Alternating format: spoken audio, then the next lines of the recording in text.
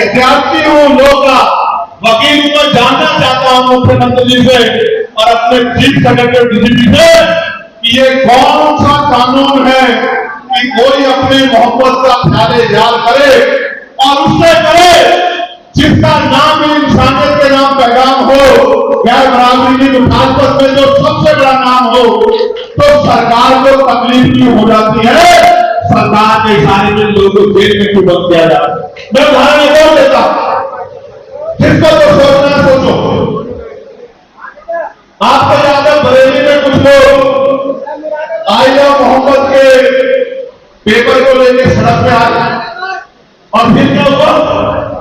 फिर ये हुआ कि पुलिस ने उनको इतनी लाठी मारी कि लोग कहते रहे कि मर जाएंगे छोड़ दो, लेकिन जूते चप्पल ऐसे बिखरे हुए थे जैसे आप आ गए।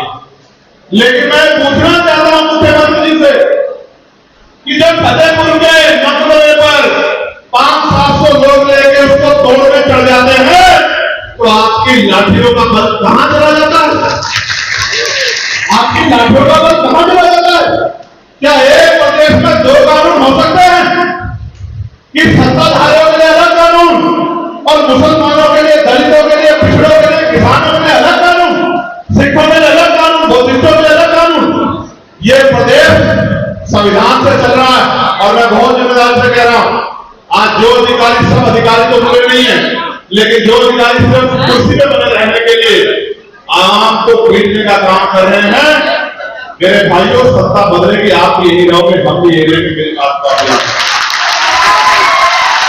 ना आप कहीं जाओगे ना हम कहीं जाएंगे और ये जो अपराध आप कर रहे हैं, इस अपराध का उस दिन फाइल खुलेगी सुनाना, उस दिन हिसाब होगा। सर मेरी बात को याद रखना, हम भूलने वाले लोग नहीं। क्या हम लोग भूलने वाले लोग हैं? कौन हाथ वाले लोग? क्या भूलने वाले लोग हैं? हम भूलने वाले लोग नहीं। प्यारे साथियों, मंडल कमीशन की 2 सिफारिशें लागू हुई और जब 14 में ये सरकार आई, ये गली गली कहते फिरते थे कि हम मंडल कमीशन की बाकी सिफारिशें लागू करेंगे और जब मंडल कमीशन की सिफारिशें लागू होंगी तो पिछड़े अति पिछड़े वर्ग के लोगों को आगे बढ़ने का मौका मिलेगा। लेकिन वो सिफारिशें तमाम सरकारों ने डस्टबिन में डाल के रखी। इससे पहले उत्तर प्रदेश के 18 मंडलों में से 16 मंडलों में हम लोगों ने सम्मेलन किए। ये 17वां सम्मेलन है और इसके बाद आखिरी सम्मेलन इलाहाबाद में है। ये नीचे कर लो 12 अक्टूबर को। इन 17वें सम्मेलन में, ये तो मेरा खुद का ही जिला मंडल है क्योंकि मैं यहीं से इसी मंडल से लोकसभा का सदस्य हूँ, तो यहाँ तो हमारी शक्ति बहुत है। लेकिन जितने 16 सम्मेलन और हुए हैं उनमें भी जनता का प्यार, पढ़े लिखे डॉक्टर, इंजीनियर, वकील, जज, रिटायर्ड कर्मचारी, अधिकारी, चिंतक, पत्रकारों का जो प्यार, जो उनके सुझाव, जो विश्वास आजाद समाज पार्टी को लेकर मिला है, मैं विश्वास से कह सकता हूं कि उत्तर प्रदेश में आजाद समाज पार्टी त्रिस्तरीय पंचायत चुनाव में ही सबको ये दिखा देगी अपने प्रदर्शन से कि वो एक बड़ा दल बनके जनता की सेवा के लिए उत्तर प्रदेश में मैदान में आ चुका है। ये सम्मेलन जब खत्म हो जाएंगे, इसके बाद दूसरा कार्यक्रम बना के आप पूरे, जब तक विधानसभा का चुनाव नहीं होता, हम लोग मैदान में रहेंगे, गली गली, गांव गांव जाके लोगों को जागरूक करने का काम करेंगे, भाईचारा बनाएंगे और जनमत तैयार करेंगे जिससे हमारे गरीब लोगों पे जो जुल्म जाते अत्याचार हो रहा है वो खत्म। आज किसान परेशान है, डीएपी और यूरिया की किस तरह किल्लत है सब आपके सामने है। आज पढ़ा लिखा नौजवान परेशान है, ना नौकरी है ना रोजगार, और जो भर्ती आती है उसमें घोटाला हो जाता है, चाहे 69 शिक्षक भर्ती है, कोई और भर्ती हो, पुलिस की भर्ती हो।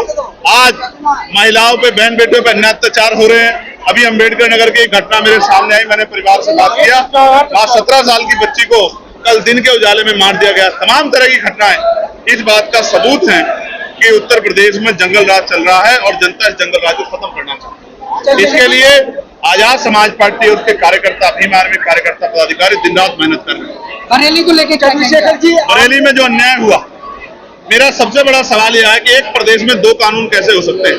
हमें बरेली की घटना को भी देखना चाहिए और हमें फतेहपुर की घटना को भी देखना चाहिए। कुछ दिन पहले अभी बरेली घटना हुई जहां शांतिप्रिय तौर से लोग प्रोटेस्ट करने आए। पुलिस अगर चाहती तो उनको प्यार से समझा सकती थी, उनकी बात को सुन सकती थी, और ये ना समझाए गए ना बुझाए गए, उन पे लाठीचार्ज कर दी गई, छोटे छोटे बच्चों को पिटा गया, निर्दोष लोगों को जेल भेजा गया। 2000 लोग मुकदमा हुआ। वहीं फतेहपुर सीकरी में एक ऐतिहासिक स्थल पे जो मकबरा है उसमें 500 पुलिस वाले मौजूद थे, फिर भी 300-400 लोग आके उसको मकबरे को तोड़ने का काम करते हैं। किसी को ये भी नहीं कि फूल भी लगता हो। ये इस बात का उदाहरण है कि सरकार धर्म के आधार पर कार्रवाई कर रही है। जो अन्याय हुआ बरेली में, ये अन्याय हमें स्वीकार नहीं। इस अन्याय के खिलाफ हमारी पार्टी कड़े फैसले लेगी। अगर बड़ा प्रोटेस्ट आंदोलन भी करना पड़ा तो हम लोग करेंगे। लेकिन मैं ये पूछना चाहता हूं उत्तर प्रदेश सरकार से कि आई लव मोहम्मद के अगेंस्ट में आई लव महादेव क्यों? जो लोग महादेव को मानने वाले लोग हैं वो लंबे समय से महादेव को मान रहे हैं। वो इस वजह से थोड़े मानते हैं कि कोई आई लव मोहम्मद कह रहा है। आप समझने का प्रयास कीजिए। आई लव मोहम्मद का मतलब क्या है? इस अंग्रेजी वर्ड का हिंदी मीनिंग क्या है कि मैं मोहम्मद से प्यार करता हूं। इससे किसी को आपत्ति कैसे हो सकती है? किस आधार पे हो सकती है? ये क्राइम कहां से हो सकता है? लेकिन सरकार ने इसको क्राइम बना दिया। कोई अगर ये लफ्ज लिख के अगर कोई पेपर आदमी पकड़ ले रहा है तो पुलिस उसके साथ इस तरह का व्यवहार कर रही है जैसे वो कोई क्रिमिनल हो, जैसे वो कोई अपराधी हो।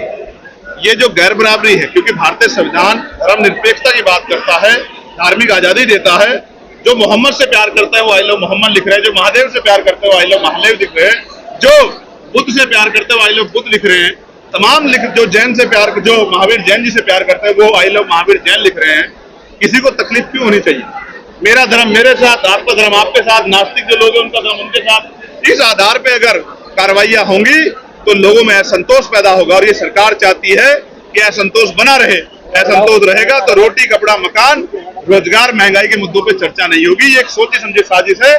जनता को समझदार बनना पड़ेगा और समझदारी के साथ आगे के फैसले लेने पड़ेंगे। एक छात्रा ने यौन शोषण यौन उत्पीड़न के आरोप लगाए, क्या कहेंगे? मैं कोर्ट में हूँ, शायद आप देखते नहीं। जो मामले कोर्ट में चलते हैं उन पे टिप्पणी करने का अधिकार नहीं होता। हालांकि मीडिया को जागरूक रहना चाहिए कौन सा मामला कोर्ट में है, कौन सा मामला कोर्ट से बाहर। वोट चोरी को लेकर के कांग्रेस लगातार हमलावर है। आजाद समाज पार्टी का क्या स्टैंड है? क्या वोट चोरी मानते हैं और क्या इस पर स्टैंड लिया? नहीं, जो तथ्य रखे गए हैं वो तथ्य स्पष्ट करते हैं। एक कमरे में 3 मकानों के 4700 कुछ वोट मिल रहे हैं तो ये समझ आता है। 200 वोट मिल रहे हैं, 400 वोट मिल रहे हैं। हमने भी चेक कर 70 वोट हैं एक मकानों में। तो ये तो सोचने की बात है ना। इस पे जवाब चुनाव आयोग को देना पड़ चाहिए, लेकिन जवाब तो पार्टियों के लोग दे रहे हैं। तो इस पे जो सही है, इस मांग को तो हम बहुत लंबे पुराने समय से उठा रहे हैं। 27 में ये आज की मांग थोड़ा ही है। हम तो इस मांग को बहुत दिन पहले से उठा रहे हैं, लेकिन ये बाकी सरकारों को